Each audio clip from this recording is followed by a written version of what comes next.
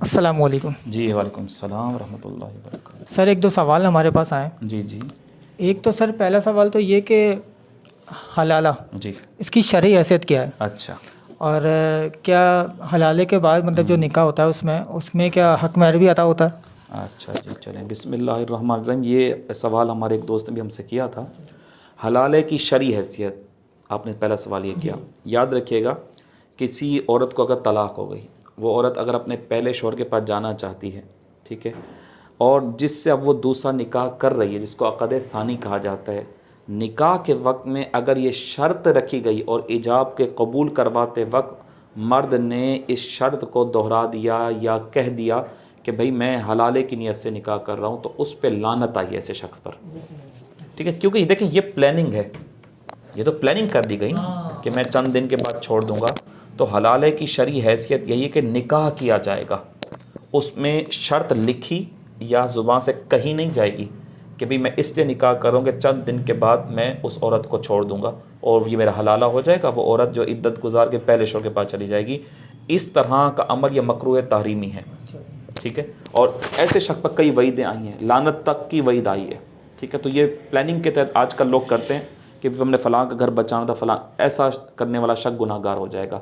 اور اسی طرح اگر یہ پلاننگ کے تحت کیا گیا، مثال کے طور پہ ایک شخص اپنے دوست سے کہتا ہے کہ مجھ سے غلطی ہوئی، میں نے آج کل یہی ہو رہا ہے کہ مجھ سے غلطی میں نے اپنی بیوی کو طلاق دے دی، تو تم ایسا کرو اس سے حلالہ کر لو، تو 4-5 دن بعد اس کو طلاق دینا، وہ عدت گزار دوبارہ میرے پاس جائے گی. اس پلاننگ کے تحت اگر تینوں راضی ہیں، یعنی پہلا شوہر بھی، دوسرا جو نکاح کرنا چاہتا ہے حلالے کے لیے، تیسری، اور اگر تینوں کو پتہ ہے اور اس شرط کے ساتھ نکاح کیا گیا، تو تینوں پر لعنت ہے، تینوں گناہ گار ہوں گے.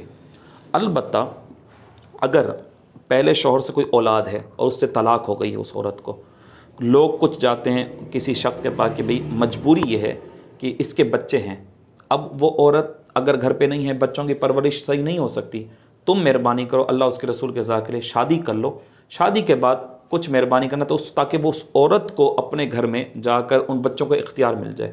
تو ایسا شخص، لیکن اس میں بھی نیت بے شک اس کے دل میں ہو چھوڑنے کی، نیت بے شک دل میں ہو، لیکن شرط کے ساتھ، حلالے کی شرط کے ساتھ نکاح نہ کیا جائے تو وہ شخص ثواب کا مستحق ہوگا.